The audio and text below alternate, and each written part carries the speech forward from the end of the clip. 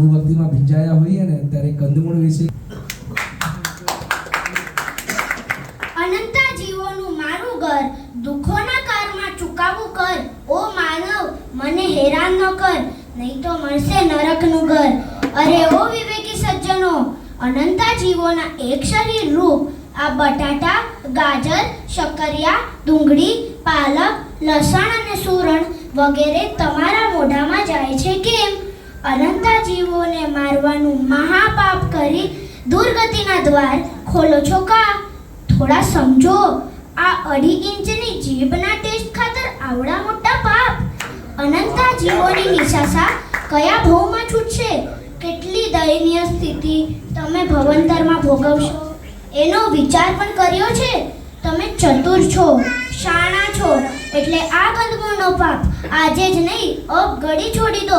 તમારું જરૂર કલ્યાણ થશે, તમારું જરૂર કલ્યાણ થશે, તમારું જરૂર કલ્યાણ